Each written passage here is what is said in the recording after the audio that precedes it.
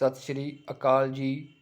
आप सब जी का स्वागत है थोड़े अपने YouTube channel positive vibe Punjab के उत्ते। अज आप थोड़े सामने लैके आए हैं एग्रीकल्चर की नैक्सट वीडियो।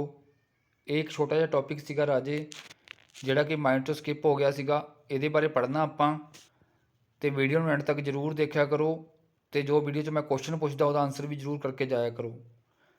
तो वीडियो जो पसंद आऊगी तो राजे लाइक कर दिओ, शेयर कर दिओ तो चैनल में सबसक्राइब कर लो जोड़े बच्चे नवे ने। स्टार्ट करते हैं राजे अज की वीडियो। अज लैके आए हैं राजे थोड़े वास्ते आपां एग्रीकल्चर की नैक्सट वीडियो।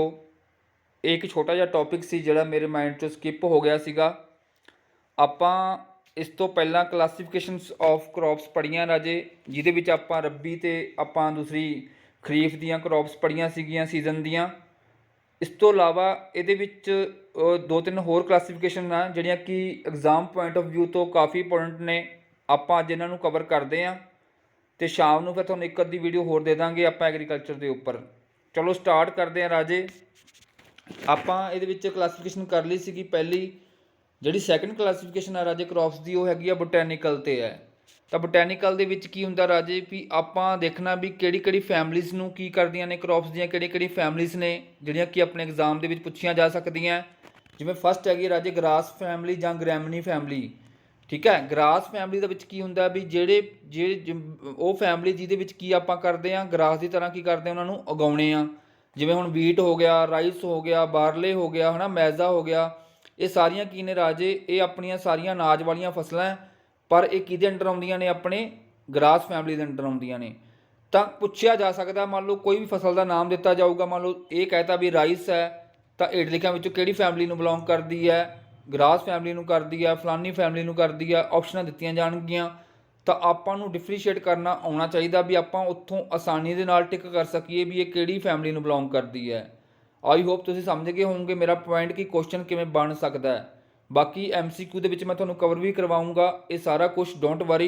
फिलहाल आपां थ्योरी पढ़ते हैं इहदी। चलो स्टार्ट करते हैं। इंग्लिश दे विच लिखिया होया राजे, नाल दी नाल मैं पंजाबी दे विच भी लिखिया होया, तुसीं दोने लैंगुएज विच पढ़ी जाओ। आपां की करना राजे, जिन्हों मैं दस के हटिया हुणे बोटैनिकल बेस्ड के उपर आपां क्लासीफिकेशन करनी है, जिन्हों आपां कह दिंदे आ बनस्पति विग्यान। ਇਹਦੇ ਵਿੱਚ ਕੀ ਆ ਰਾਜੇ ਕਿ ਵੱਖਰੇ ਵੱਖਰੀਆਂ ਫੈਮਲੀਜ਼ ਜਿਹਦੇ ਥਰੂ ਆਪਣੀ ਕੀ ਕੀਤੀ ਜਾਂਦੀ ਹੈ, ਕ੍ਰੌਪਸ ਦੀ ਵੰਡ ਕੀਤੀ ਜਾਂਦੀ ਹੈ। ਪਹਿਲੀ ਹੈਗੀ ਰਾਜੇ ਥੋੜੀ ਘਾਹ ਜਾਂ ਇਹਨੂੰ ਆਪਾਂ ਕਹਿ ਦਿੰਦੇ ਹਾਂ ਗ੍ਰੈਮਨੀ। ਤਾਂ ਗ੍ਰਾਸ ਫੈਮਿਲੀ ਦੇ ਵਿੱਚ ਕੀ ਹੁੰਦਾ ਰਾਜੇ, ਜਿਹੜੀਆਂ ਬਿਲਕੁਲ ਘਾਹ ਦੇ ਨਾਲ ਮਿਲਦੀਆਂ ਜੁਲਦੀਆਂ ਫਸਲਾਂ ਹੁੰਦੀਆਂ, ਜਿਵੇਂ ਕਣਕ ਹੋ ਗਿਆ, ਝੋਨਾ ਹੋ ਗਿਆ, ਜੌਂ ਹੋ ਗਏ, ਮੱਕੀ ਹੋ ਗਈ। ਤਾਂ ਇਹ ਸਾਰੀਆਂ ਰਾਜੇ ਕਿਹੜੀਆਂ ਫੈਮਲੀਜ਼ ਨਾਲ ਰਿਲੇਟਡ ਨੇ, ਅਨਾਜ ਵਾਲੀਆਂ। ਠੀਕ ਹੈ, ਤੇ ਇਹ ਸਾਰੀਆਂ ਅਨਾਜ ਵਾਲੀਆਂ ਫਸਲਾਂ ਹੈ। ਓਕੇ, ਨੈਕਸਟ ਦੇਖਦੇ ਹਾਂ ਆਪਾਂ। इस तो बाद अगर आप सैकेंड कैटेगरी वाल जाइए बोटैनिकल दे विच, तां सैकेंड हैगी राजे थोड़ी दाल जां नूं कह दिंदे आ लैगुमिनोसी। ठीक है, तो ये की हुंदा भी बिल्कुल जिवें दाल वालियां फसलां तुहानूं पता ही होऊगा, तुसीं घरां दे विच खांदे हो राजे, जिवें मूंगी दी दाल हो गई, मां दी दाल हो गई, अरहर हो गए, छोले हो गए, तो सोयाबीन वगैरह हो गया। ये सारियां किहड़ी फैमिली दे विच आउंदियां ने, दाल फैमिली दे विच आउंदियां ने। ठीक है, जिन्हों आपां कह दिंदे आ पल्स फैमिली, इंग्लिश दे विच भी तुसीं पढ़ सकदे हो। इस तो इलावा ये होर की गल कह रहा, कहता भी इस फैमिली के कहते जिहड़े फसलां हुंदियां, फसलों के पौधे कहता हवा विचली नाइट्रोजन नूं अपनियां जड़ां दीयां गंढां राहीं जमीन विच जमा करते हैं। तो जिहड़ी इस फैमिली दे विच फसलां उगाईयां जांदियां राजे, जिहड़े उहदे पौधे हुंदे आ, वो जिन्नी भी नाइट्रोजन हुंदी आ हवा दे विच, उहनूं अपनियां गंढां दे विच की कर लैंदे आ, समा के रख लैंदे आ। तो इस तो बाद जिहड़ी मेन गल हैगी, तुहानूं मैं करवाया भी होया राजे, जिहड़ी पल्सिस हुंदियां ने, इहदे विच की हुंदी है, प्रोटीन की मात्रा की हुंदी है, ज़्यादा हुंदी है। तो इसनूं कहंदा इन्हां नूं यूरिया दी छोटियां कुदरती फैक्टरियां भी कहा जाता है। ठीक है, तो मान लो ये की है, हुण कहंदा भी इन्हां की होर की कहा जाता है, जिवें यूरिया होगी उहदी छोटी फैक्टरी कहा जाता है, क्योंकि ये की हुंदी है, स्टोर की हुंदी यूरिया बहुत ज़्यादा। तो राइट है। फिलहाल तुसीं जो चीज़ याद रखनी है, याद की रखनी है, तुसीं यही चीज़ याद रखनी है भी ये किहड़ी फैमिली नूं बिलोंग करदियां ने। जिवें मान लो तुहानूं दिता होऊगा भी कोई अरहर देता, तुहानूं छोले देते, सोयाबीन देता, भी ये किहड़ी फैमिली नूं बिलोंग करदियां, तुसीं ईजिली उत्थे की करना ना, आंसर करके आउणा है। नैक्सट आपां मूव करते हैं। नैक्सट देखते हैं राजे, ये सारियां अपनियां बोटैनिकल के अंडर चल रही ने। ठीक है, तो बनस्पति विग्यान के हिसाब नाल जिहड़ी वंड कीती हुई है फसलों की, वो ये है। नैक्सट गल करते हैं थर्ड वन राजे, जिन्हों आपां कह दिंदे आ सरों जां उहनूं कह दिंदे आ क्रूसीफरी। ठीक है, ये की हुंदा राजे, जिवें मान लो कुछ तेल वालियां हो गई, बीज वालियां हो गई, ਸਬਜ਼ੀਆਂ ਜਿਨ੍ਹਾਂ ਤੋਂ ਆਪਾਂ ਤੇਲ ਵਗੈਰਾ ਲੈਂਦੇ ਹਾਂ, ਜਿਵੇਂ ਹੁਣ ਸਰੋਂ ਹੋ ਗਈ ਤਾਂ ਸਰਸੋਂ ਦਾ ਤੇਲ ਆਪਾਂ ਵਰਤਦੇ ਹਾਂ ਘਰਾਂ ਦੇ ਵਿੱਚ। ਤੋਰੀਆਂ ਹੋ ਗਈਆਂ, ਤਾਰਾ ਮੀਰਾ ਹੋ ਗਿਆ, ਮੂਲੀ ਹੋ ਗਈ, ਬੰਦ ਗੋਭੀ ਹੋ ਗਈ, ਫੁੱਲ ਗੋਭੀ ਹੋ ਗਈ, ਇਹ ਸਾਰੀਆਂ ਕੀ ਨੇ ਰਾਜੇ ਆਪਣੀਆਂ ਸਰੋਂ ਜਾਂ ਕਰੂਸੀਫਰੀ ਦੇ ਅੰਡਰ ਆਉਂਦੀਆਂ ਨੇ। ਠੀਕ ਹੈ ਜੀ। ਤਾਂ ਇਹਦੇ ਵਿੱਚ ਕੁਝ ਤੇਲ ਵਾਲੀਆਂ ਆਉਂਦੀਆਂ ਨੇ, ਕੁਝ ਸਬਜ਼ੀਆਂ ਆਉਂਦੀਆਂ ਨੇ, ਤੇ ਦੋਨੇ ਫਸਲਾਂ ਕੀ ਆਉਂਦੀਆਂ ਨੇ ਇਹਦੇ ਥਰਡ ਕੈਟਾਗਰੀ ਦੇ ਅੰਡਰ ਆਉਂਦੀਆਂ ਨੇ। ਤੁਸੀਂ ਪੜ੍ਹ ਸਕਦੇ ਹੋ ਰਾਜੇ ਇੰਗਲਿਸ਼ ਦੇ ਵਿੱਚ ਵੀ, ਦੇਖੋ ਕਰੂਸੀਫਰੀ ਲਿਖਿਆ ਹੋਇਆ ਜਾਂ ਕੀ ਲਿਖਿਆ ਹੋਇਆ ਮਸਟਰਡ ਫੈਮਲੀਜ਼। ਤਾਂ ਮਸਟਰਡ ਫੈਮਲੀਜ਼ ਦੇ ਵਿੱਚ ਵੀ ਤੁਸੀਂ ਦੇਖਣੀਆਂ ਨੇ ਕਿਹੜੇ ਕਿਹੜੇ ਔਲ ਸੀਡ ਕ੍ਰੌਪਸ ਆਉਂਦੀਆਂ ਨੇ, ਕਿਹੜੀਆਂ ਕਿਹੜੀਆਂ ਸਬਜ਼ੀਆਂ ਆਉਂਦੀਆਂ ਨੇ। ਤਾਂ ਓਕੇ। ਹੁਣ ਜਿਵੇਂ ਮੰਨ ਲਓ ਇੱਦਾਂ ਪੁੱਛ ਲੂਗਾ ਵੀ ਰੈਡਿਸ਼, ਜਿਹੜੀ ਰੈਡਿਸ਼ ਕਿਹੜੀ ਫੈਮਿਲੀ ਨੂੰ ਬਿਲੋਂਗ ਕਰਦੀ ਹੈ, ਗ੍ਰਾਸ ਫੈਮਿਲੀ ਨੂੰ ਕਰਦੀ ਹੈ, ਮਸਟਰਡ ਫੈਮਿਲੀ ਨੂੰ ਕਰਦੀ ਹੈ, ਜਾਂ ਫਿਰ ਕਹਿੰਦਾ ਕਾਟਨ ਫੈਮਿਲੀ ਨੂੰ ਕਰਦੀ ਹੈ। ਤਾਂ ਤੁਸੀਂ ਉੱਥੇ ਈਜ਼ੀਲੀ ਆਨਸਰ ਕਰ ਸਕੋ। ਨੈਕਸਟ ਆ ਗਿਆ ਰਾਜੇ ਫੋਰਥ ਵਨ ਹੈਗਾ ਮਾਲਵੇਸੀ। ਮਾਲਵੇਸੀ ਫੈਮਿਲੀ ਦੇ ਵਿੱਚ ਕੀ ਆ ਜਾਊਗਾ ਰਾਜੇ, ਜਿਵੇਂ ਤੁਹਾਡੀ ਕਪਾਹ ਹੋ ਗਈ, ਭਿੰਡੀ ਹੋ ਗਈ, ਇਹ ਸਾਰੀਆਂ ਫਸਲਾਂ ਕਿਹਦੇ ਅੰਡਰ ਆਉਂਦੀਆਂ ਨੇ, ਮਾਲਵੇਸੀ ਦੇ ਅੰਡਰ ਆਉਂਦੀਆਂ ਨੇ, ਜਿਹਨੂੰ ਕਿ ਦੂਸਰਾ ਨਾਮ ਕੀ ਹੈ ਮਾਲਵੇਸੀ ਦਾ, ਕਾਟਨ ਫੈਮਿਲੀ। ਹੁਣ ਹੋ ਸਕਦਾ ਵੀ ਐਗਜ਼ਾਮ ਦੇ ਵਿੱਚ ਡਾਇਰੈਕਟ ਨਾ ਦੇਵੇ ਕਾਟਨ ਫੈਮਿਲੀ, ਕਿਉਂਕਿ ਕਾਟਨ ਫੈਮਿਲੀ ਤਾਂ ਬਿਲਕੁਲ ਸਿੰਪਲ ਹੋ ਜਾਊਗਾ ਤੇ ਸਟੂਡੈਂਟ ਈਜ਼ੀਲੀ ਕੀ ਕਰ ਸਕਦੇ ਆ ਆਨਸਰ। ਤਾਂ ਉੱਥੇ ਉਹ ਨਾਮ ਕਾਟਨ ਫੈਮਿਲੀ ਦੇਣ ਦੀ ਬਜਾਏ ਕੀ ਦੇ ਦੂਗਾ, ਮਾਲਵੇਸੀ ਦੇ ਦੂਗਾ। ਤਾਂ ਮਾਲਵੇਸੀ ਦੇ ਤੋਂ ਆਪਾਂ ਨੂੰ ਥੋੜੀ ਜਿਹੀ ਕਨਫਿਊਜ਼ਨ ਕ੍ਰੀਏਟ ਹੁੰਦੀ ਹੈ, ਈਜ਼ੀਲੀ ਆਪਾਂ ਨੂੰ ਪਤਾ ਨਹੀਂ ਚੱਲਦਾ। ਤਾਂ ਇਸ ਕਰਕੇ ਰਾਜੇ ਕੀ ਹੈ, ਤੁਸੀਂ ਉੱਥੇ ਯਾਦ ਰੱਖਣਾ ਇਹਦੇ ਅੰਡਰ ਕਿਹੜੀਆਂ ਕਿਹੜੀਆਂ ਫਸਲਾਂ ਆਉਂਦੀਆਂ ਨੇ। ਨੈਕਸਟ ਮੂਵ ਕਰਦੇ ਹਾਂ ਰਾਜੇ, ਇਹ ਤਾਂ ਸੀਗੀਆਂ ਸਾਰੀਆਂ ਬੋਟੈਨੀਕਲ ਦੇ ਅੰਡਰ।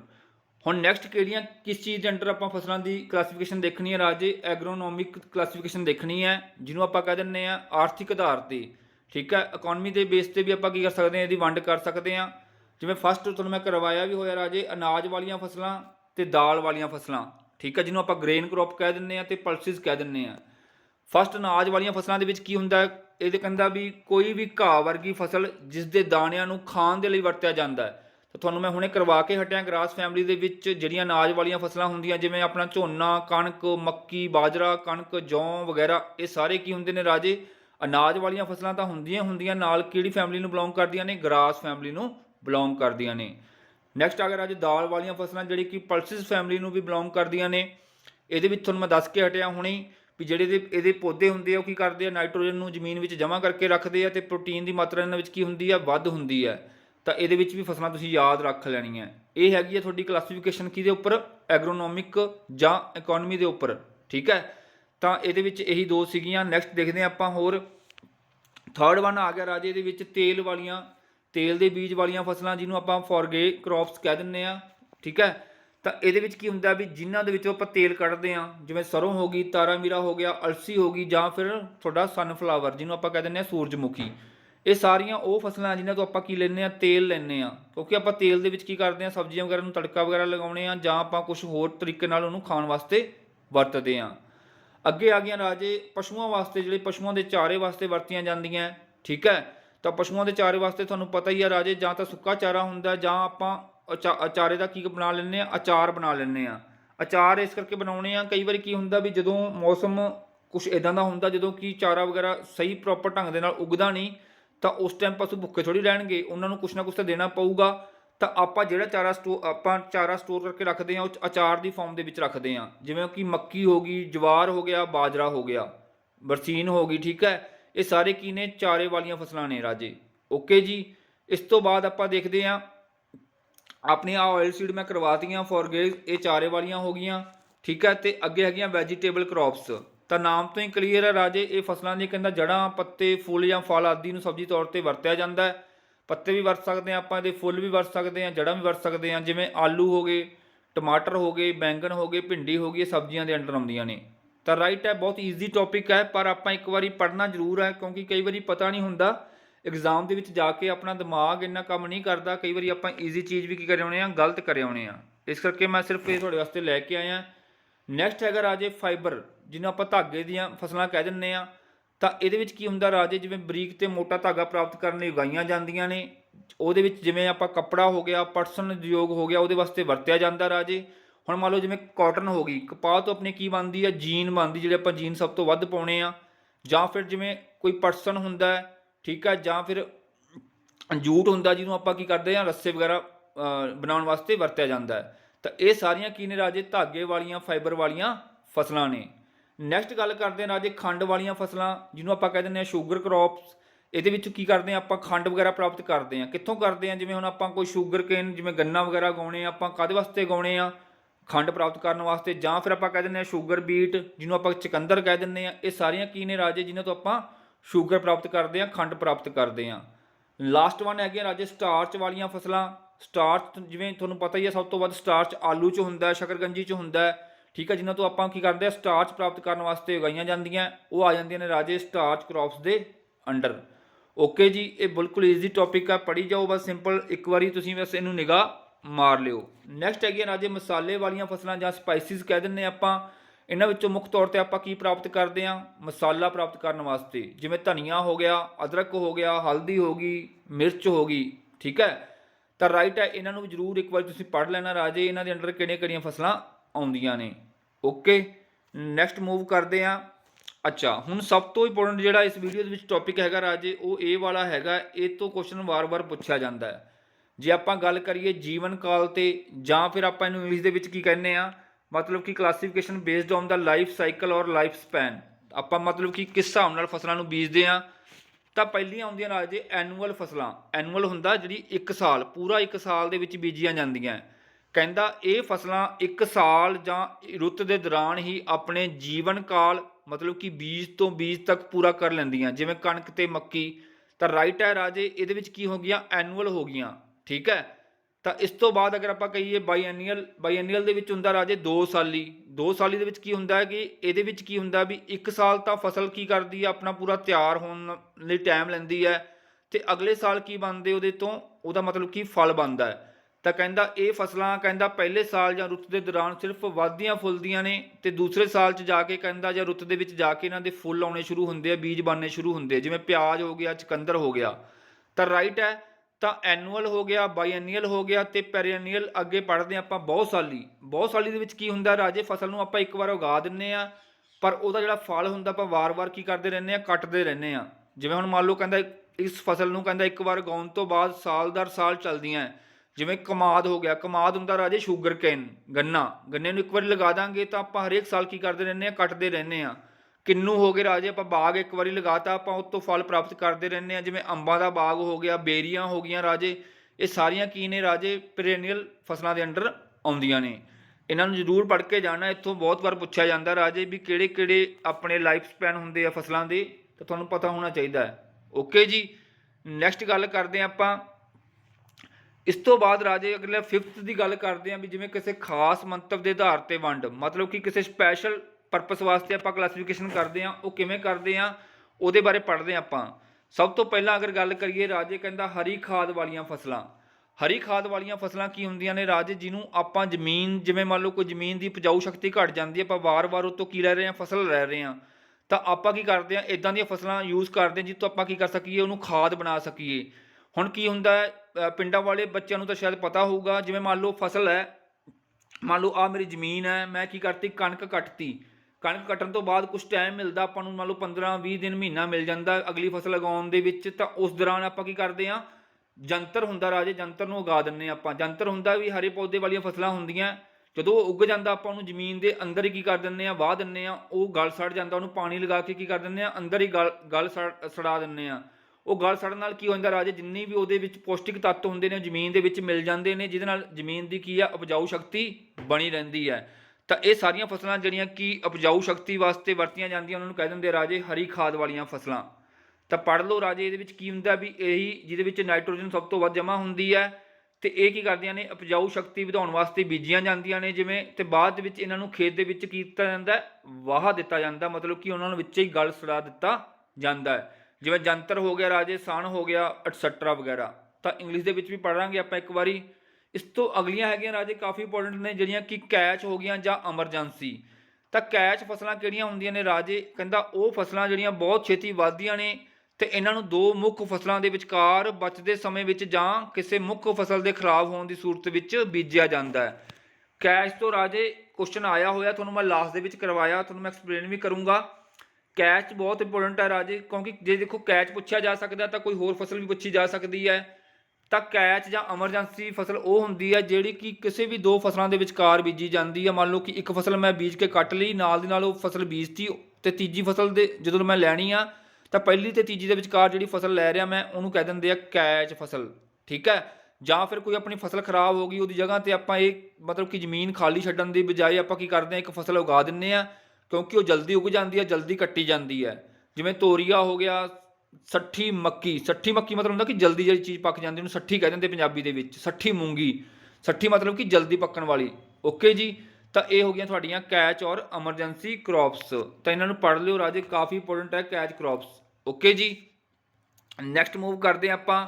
ਇਸ ਤੋਂ ਬਾਅਦ ਅਗਰ ਆਪਾਂ ਗੱਲ ਕਰੀਏ, ਕਹਿੰਦਾ ਪਸ਼ੂਆਂ ਦੇ ਲਈ ਅਚਾਰ ਵਾਲੀਆਂ ਫਸਲਾਂ, ਜਿਨ੍ਹਾਂ ਦੇ ਵਿੱਚ ਪਸ਼ੂਆਂ ਨੂੰ ਕੀ ਆ, ਆਪਾਂ ਜੋ ਵੀ ਦਿੰਦੇ ਆ ਖਾਣ ਵਾਸਤੇ, ਉਹ ਤੋਂ ਅਚਾਰ ਬਣਾਇਆ ਜਾਂਦਾ ਹੈ।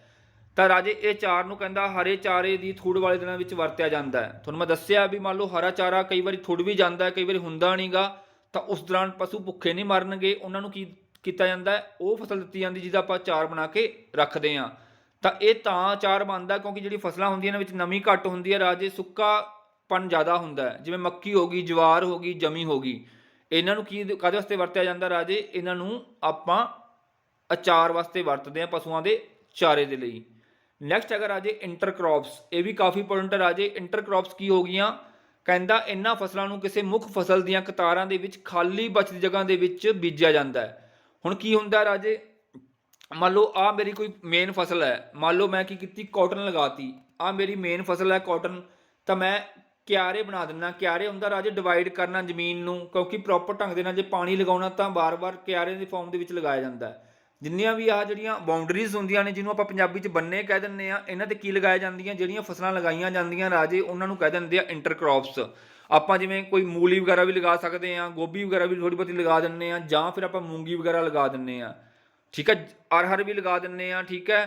ਤਾਂ ਉਹ ਫਸਲਾਂ ਜਿਹੜੀਆਂ ਕਿ ਮੇਨ ਫਸਲ ਦੇ ਨਾਲ ਨਾਲ ਉਹਦੀ ਬਾਉਂਡਰੀ 'ਤੇ ਲਗਾਈਆਂ ਜਾਂਦੀਆਂ ਰਾਜੇ, ਉਹਨਾਂ ਨੂੰ ਕਹਿ ਦਿੰਦੇ ਆ ਇੰਟਰਕ੍ਰੌਪਸ। ਓਕੇ ਜੀ, ਇਹਨਾਂ ਨੂੰ ਵੀ ਯਾਦ ਰੱਖਣਾ ਤੁਸੀਂ ਐਗਜ਼ਾਮ ਦੇ ਵਾਸਤੇ। ਤਾਂ ਇਹ ਪੜ੍ਹ ਲਿਓ, ਤੁਹਾਡੇ ਵਾਸਤੇ ਮੈਂ ਲਿਖਿਆ ਹੋਇਆ ਸਿਲੇਗੇਜ ਕ੍ਰੌਪਸ ਤੇ ਇੰਟਰਕ੍ਰੌਪਸ। ਓਕੇ ਜੀ, ਇਹਨੂੰ ਪੜ੍ਹ ਲਿਓ ਇੰਗਲਿਸ਼ ਦੇ ਵਿੱਚ ਵੀ ਇੱਕ ਵਾਰ। ਨੈਕਸਟ ਗੱਲ ਕਰਦੇ ਹਾਂ ਬਾਰਡਰ ਕ੍ਰੌਪਸ, ਜਿਹਨੂੰ ਆਪਾਂ ਕਹਿ ਦਿੰਦੇ ਹਾਂ ਬੰਨੇ ਤੇ ਬੀਜਣ ਵਾਲੀਆਂ ਫਸਲਾਂ। ਤੁਹਾਨੂੰ ਮੈਂ ਦੱਸ ਕੇ ਹਟਿਆ ਰਾਜੇ, ਜਿਹੜੀਆਂ ਬਾਉਂਡਰੀਜ਼ ਤੇ ਲਗਾਈਆਂ ਜਾਂਦੀਆਂ, ਪਰ ਇਹਦੇ ਵਿੱਚ ਮੇਨ ਬਾਉਂਡਰੀ ਤੇ ਲਗਾਉਣ ਦਾ ਮੋਟਿਵ ਕੀ ਆ, ਇੱਕ ਤਾਂ ਜਾਂ ਵੀ ਕੋਈ ਫਸਲ ਨੂੰ ਜਦੋਂ ਕੋਈ ਬਹੁਤ ਜ਼ਿਆਦਾ ਹਨੇਰੀ ਆ ਗਈ, ਤੂਫਾਨ ਆ ਗਿਆ, ਜਾਂ ਜਿਹੜੇ ਅਵਾਰਾ ਪਸ਼ੂ ਹੁੰਦੇ ਰਾਜੇ ਉਹਨਾਂ ਤੋਂ ਬਚਾਉਣ ਵਾਸਤੇ, ਠੀਕ ਹੈ, ਜਾਂ ਫਿਰ ਕੋਈ ਵਾਧੂ ਆਮਦਨ ਵਾਸਤੇ ਕਿ ਐਕਸਟਰਾ ਪੈਸਾ ਮਿਲੇ ਆਪਾਂ ਨੂੰ, ਜਿਵੇਂ ਅਰਹਰ ਹੋ ਗਿਆ, ਜੰਤਰ ਹੋ ਗਿਆ, ਇਹ ਵੀ ਕੀ ਕੀਤੀਆਂ ਜਾਂਦੀਆਂ, ਬਾਉਂਡਰੀ ਤੇ ਲਗਾਈਆਂ ਜਾਂਦੀਆਂ, ਜਿਹਨਾਂ ਨੂੰ ਕਹਿ ਦਿੰਦੇ ਆ ਬਾਰਡਰ ਕ੍ਰੌਪਸ। ਨੈਕਸਟ ਕਾਫੀ ਇੰਪੋਰਟੈਂਟ ਹੈ ਰਾਜੇ ਟਰੈਪ। ਟਰੈਪ ਹੁੰਦਾ ਜਾਲ।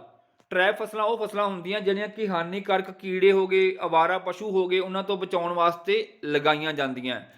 ਹੁਣ ਇਹਦਾ ਮੋਟਿਵ ਕੀ ਹੁੰਦਾ ਵੀ ਜੇ ਮੰਨ ਲਓ ਹੁਣ ਮੈਂ ਤੁਹਾਨੂੰ ਦੱਸ ਦਿੰਦਾ, ਮੰਨ ਲਓ ਕਿ ਮੈਂ ਕਾਟਨ ਲਗਾਈ, ਤਾਂ ਕਾਟਨ ਦੇ ਆਸੇ-ਪਾਸੇ ਮੈਂ ਇਹੋ ਜਿਹੀ ਫਸਲ ਲਗਾਤੀ ਕਿ ਜਿਹੜੀ ਕਿ ਜਦੋਂ ਵੀ ਕੋਈ ਅਵਾਰਾ ਪਸ਼ੂ ਆਵੇ ਉਹ ਅੰਦਰ ਮੇਨ ਫਸਲ ਨੂੰ ਨੁਕਸਾਨ ਨਾ ਕਰੇ, ਜਿਹੜੀ ਬਾਹਰ ਬੰਨੇ ਤੇ ਫਸਲ ਲੱਗੀ ਹੈ ਉਹਨੂੰ ਖਾ ਕੇ ਕੀ ਵਾਪਸ ਮੁੜ ਜਾਵੇ।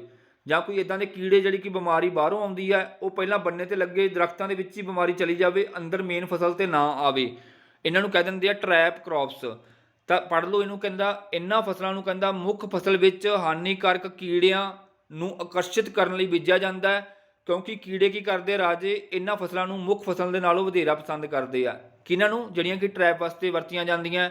ਤਾਂ ਇਹਨਾਂ ਫਸਲਾਂ ਦਾ ਕਹਿੰਦਾ ਮੰਤਵ ਪੂਰਾ ਹੋਣ ਤੇ ਗੋਲ ਪੂਰਾ ਹੋਣ ਤੇ ਇਹਨਾਂ ਨੂੰ ਪੱਟ ਦਿੱਤਾ ਜਾਂਦਾ ਹੈ। ਜਿਵੇਂ ਕਮਾਦ ਦੇ ਵਿੱਚ ਮੱਕੀ, ਕਮਾਦ ਹੁੰਦਾ ਰਾਜੇ ਸ਼ੂਗਰ ਕੇਨ ਦੇ ਵਿੱਚ ਕੀ ਕੀਤੀ ਜਾਂਦੀ ਹੈ, ਮੱਕੀ ਵਗੈਰਾ ਬੀਜੀ ਜਾਂਦੀ ਹੈ। ਤਾਂ ਰਾਈਟ ਹੈ, ਇਹ ਸਾਰੀਆਂ ਕੀ ਨੇ ਰਾਜੇ, ਤੁਹਾਡੀਆਂ ਟਰੈਪ ਕ੍ਰੌਪਸ ਨੇ ਤੇ ਬਾਰਡਰ ਕ੍ਰੌਪਸ ਨੇ। ਇਹਨਾਂ ਨੂੰ ਜ਼ਰੂਰ ਪੜ੍ਹਨਾ ਇੱਕ ਵਾਰ। ਨੈਕਸਟ ਗੱਲ ਕਰਦੇ ਹਾਂ ਰਾਜੇ, ਲਾਸਟ ਵਨ ਜਿਹੜਾ ਹੈਗਾ ਜਲਵਾਯੂ ਦੇ ਆਧਾਰ ਤੇ ਵੰਡ, ਠੀਕ ਹੈ। ਜੋ ਵੀ ਆਪਣਾ ਜਿਹੜੀ ਕਲਾਸੀਫਿਕੇਸ਼ਨ ਹੁੰਦੀ ਹੈ ਕਲਾਈਮੇਟ ਦੇ ਉੱਪਰ, ਵੀ ਕਲਾਈਮੇਟ ਕਿੱਦਾਂ ਦਾ ਹੈਗਾ, ਤਾਂ ਦੋ ਤਰ੍ਹਾਂ ਦੀ ਰਾਜੇ ਕਲਾਸੀਫਿਕੇਸ਼ਨ ਕੀਤੀ ਗਈ ਹੈ, ਟ੍ਰੋਪੀਕਲ ਕੀਤੀ ਗਈ ਹੈ, ਟੈਂਪਰੇਟ ਕੀਤੀ ਗਈ ਹੈ। ਟ੍ਰੋਪੀਕਲ ਦੇ ਵਿੱਚ ਆ ਜਾਂਦਾ ਜਿਵੇਂ ਕੋਈ ਗਰਮ, ਜਿੱਥੇ ਕਿ ਗਰਮੀ ਜ਼ਿਆਦਾ ਹੁੰਦੀ ਹੈ ਰਾਜੇ, ਜਿਵੇਂ ਗਰਮ ਇਲਾਕੇ ਹੁੰਦੇ ਆ ਜਿੱਥੇ ਠੰਡ ਨਹੀਂ ਪੈਂਦੀ, ਤਾਂ ਜਿਵੇਂ ਕਿ ਕਹਿੰਦਾ ਕਮਾਦ ਹੋ ਗਿਆ, ਕਪਾਹ ਹੋ ਗਈ, ਝੋਨਾ ਹੋ ਗਈ ਆਦਿ। ਤੇ ਜੇ ਆਪਾਂ ਗੱਲ ਕਰੀਏ ਠੰਡੇ ਦੀ, ਟੈਂਪਰੇਟ ਦੀ, ਠੰਡੇ ਇਲਾਕਿਆਂ ਦੇ ਵਿੱਚ ਜਿਵੇਂ ਕਹਿੰਦਾ ਠੰਡ ਪੈਣਾ ਤਾਂ ਆਧਾਰਿਤ ਹੀ ਨਿਸ਼ਚਿਤ ਹੀ ਆ ਵੀ ਠੰਡ ਪਊਗੀ, ਜਿਵੇਂ ਕਣਕ, ਜੌਂ ਆਦਿ। ਇਹ ਸਾਰੀਆਂ ਕੀ ਨੇ ਰਾਜੇ, ਕਲਾਸੀਫਿਕੇਸ਼ਨ ਔਨ ਐਟਮੋਸਫੀਅਰ ਦੇ ਉੱਪਰ ਡਿਪੈਂਡ ਕਰਦਾ, ਠੀਕ ਹੈ, ਕਲਾਈਮੇਟ ਦੇ ਉੱਪਰ। ਨੈਕਸਟ ਗੱਲ ਕਰਦੇ ਹਾਂ ਰਾਜੇ ਸਿੰਚਾਈ ਦੇ ਸਾਧਨਾਂ ਤੇ, ਇਰੀਗੇਸ਼ਨ ਸਿਸਟਮ ਦੇ ਉੱਪਰ ਡਿਪੈਂਡ ਕਰਦੀਆਂ ਨੇ। ਪਹਿਲੀਆਂ ਹੈਗੀਆਂ ਰਾਜੇ ਸਿੰਜੂ ਫਸਲਾਂ, ਦੂਜੀਆਂ ਹੈਗੀਆਂ ਬਰਾਨੀ। ਸਿੰਜੂ ਹੁੰਦਾ ਜਿੱਥੇ ਕਿ ਆਪਣੇ ਕੋਲ ਸਿੰਚਾਈ ਵਾਲੇ ਸਾਧਨ ਕੀ ਹੁੰਦੇ ਨੇ, ਵੱਧ ਹੁੰਦੇ ਨੇ, ਜਿਵੇਂ ਕਿ ਕਹਿੰਦਾ ਪੰਜਾਬ ਦੇ ਵਿੱਚ ਤੁਹਾਨੂੰ ਪਤਾ ਪੰਜਾਬ ਦੇ ਵਿੱਚ ਨਹਿਰਾਂ ਵੀ ਹੈਗੀਆਂ, ਟਿਊਬਵੈੱਲ ਵੀ ਹੈਗੇ ਆ, ਮਤਲਬ ਕਿ ਆਪਣੇ ਇਰੀਗੇਸ਼ਨ ਸਿਸਟਮ ਕੀ ਆ, ਸਟਰੋਂਗ ਹੈ, ਤਾਂ ਉਹਨੂੰ ਕਹਿ ਦਿੰਦੇ ਆ ਸਿੰਜੂ ਫਸਲਾਂ। ਤੇ ਬਰਾਨੀ ਫਸਲਾਂ ਜਿੱਥੇ ਮੰਨ ਲਓ ਜਿਵੇਂ ਰਾਜਸਥਾਨ ਹੋ ਗਿਆ, ਰਾਜਸਥਾਨ ਦੇ ਵਿੱਚ ਕੀ ਹੈ ਰਾਜੇ, ਨਾ ਤਾਂ ਟਿਊਬਵੈੱਲ ਹੈ, ਪਾਣੀ ਬਹੁਤ ਡੂੰਘਾ ਹੈ, ਨਾ ਉੱਥੇ ਕੋਈ ਜ਼ਿਆਦਾ ਨਹਿਰੀ ਪਾਣੀ ਹੈ, ਤਾਂ ਉੱਥੇ ਸਿਰਫ ਮੀਂਹ ਦੇ ਪਾਣੀ ਦੇ ਉੱਪਰ ਆਪਾਂ ਡਿਪੈਂਡ ਆ, ਆਪਾਂ ਬਿਲਕੁਲ ਨੈਚੁਰਲ ਜਿਹੜੀ ਰੇਨਫਾਲ ਹੁੰਦੀ ਆ ਉਹਦੇ ਉੱਪਰ ਡਿਪੈਂਡ ਕਰਦੇ ਆ। ਤਾਂ ਠੀਕ ਹੈ, ਉੱਥੇ ਜਿਹੜੀਆਂ ਫਸਲਾਂ ਹੁੰਦੀਆਂ ਰਾਜੇ ਉਹਨਾਂ ਨੂੰ ਕਹਿ ਦਿੰਦੇ ਆ ਬਰਾਨੀ ਫਸਲਾਂ। ਤਾਂ ਮੇਨ ਕਿੱਥੇ ਹੁੰਦੀਆਂ ਨੇ, ਰਾਜਸਥਾਨ ਦੇ ਵਿੱਚ। ਤਾਂ ਇਹਨੂੰ ਆਪਾਂ ਇੰਗਲਿਸ਼ ਦੇ ਵਿੱਚ ਵੀ ਪੜ੍ਹ ਸਕਦੇ ਹਾਂ ਰਾਜੇ। ਇਹ ਹੈਗੀ ਆ classification based on the source of water, ਜਿਵੇਂ ਰੇਨ ਫੈਡ ਕ੍ਰੌਪਸ ਹੁੰਦੀਆਂ ਨੇ, ਇਰੀਗੇਟਿਡ ਕ੍ਰੌਪਸ ਹੁੰਦੀਆਂ ਨੇ, ਤਾਂ ਇਹਨਾਂ ਨੂੰ ਜ਼ਰੂਰ ਪੜ੍ਹਨਾ। ਤਾਂ ਲਾਸਟ ਵਨ ਜਿਹੜੀਆਂ ਕ੍ਰੌਪਸ ਹੈਗੀਆਂ ਰਾਜੇ ਦੋ ਤਰ੍ਹਾਂ ਦੀਆਂ, ਇੱਕ ਹੁੰਦੀ ਆ ਕੈਸ਼ ਕ੍ਰੌਪ ਤੇ ਇੱਕ ਹੁੰਦੀ ਆ ਫੂਡ ਕ੍ਰੌਪ। ਇਹ ਇਕਨੋਮੀ ਦੇ ਉੱਪਰ ਬੇਸਡ ਹੈ। ਕੈਸ਼ ਕ੍ਰੌਪ ਉਹ ਹੁੰਦੀ ਹੈ ਜਿਹਦੇ ਤੋਂ ਆਪਾਂ ਕੀ ਕਰਦੇ ਹਾਂ, ਪੈਸਾ ਦੇਖੋ ਕੈਸ਼ ਕ੍ਰੌਪ। ਤਾਂ ਕੈਸ਼ ਕ੍ਰੌਪ ਤੋਂ ਆਪਾਂ ਕੀ ਕਰਦੇ ਹਾਂ, ਮਨੀ ਅਰਨ ਕਰਦੇ ਹਾਂ, ਜਿਵੇਂ ਕਾਟਨ ਹੋ ਗਿਆ, ਸ਼ੂਗਰ ਕੇਨ ਹੋ ਗਿਆ, ਕਾਫੀ ਹੋ ਗਈ। ਤੇ ਫੂਡ ਕ੍ਰੌਪ ਦੇ ਵਿੱਚ ਜਿਹੜੀਆਂ ਆਪਾਂ ਕੀ ਆਪਣਾ ਪੇਟ ਭਰਨ ਵਾਸਤੇ, ਅੰਨ ਵਾਸਤੇ ਉਗਾਉਣੇ ਆ, ਠੀਕ ਹੈ, ਅਨਾਜ ਵਾਸਤੇ ਉਗਾਉਣੇ ਆ। ਜਿਵੇਂ ਮੰਨ ਲਓ ਫੂਡ ਹੋ ਗਿਆ, ਫੀਡ ਹੋ ਗਿਆ, ਫੂਡਰ ਹੋ ਗਿਆ। ਫੂਡਰ ਦੇਖੋ ਜਿਵੇਂ ਪਸ਼ੂਆਂ ਦੇ ਚਾਰੇ ਵਾਸਤੇ, ਜਿਵੇਂ ਰਾਈਸ, ਵੀਟ, ਮੈਜ਼ਾ ਵਗੈਰਾ, ਤਾਂ ਬਰਸੀਨ ਵਗੈਰਾ ਵੀ ਆ ਜਾਂਦਾ ਇਹਦੇ ਵਿੱਚ। ਇਹ ਸਾਰੀਆਂ ਕ੍ਰੌਪਸ ਕੀ ਨੇ ਰਾਜੇ, ਕਲਾਸੀਫਿਕੇਸ਼ਨ ਨੇ ਕ੍ਰੌਪਸ ਦੀਆਂ।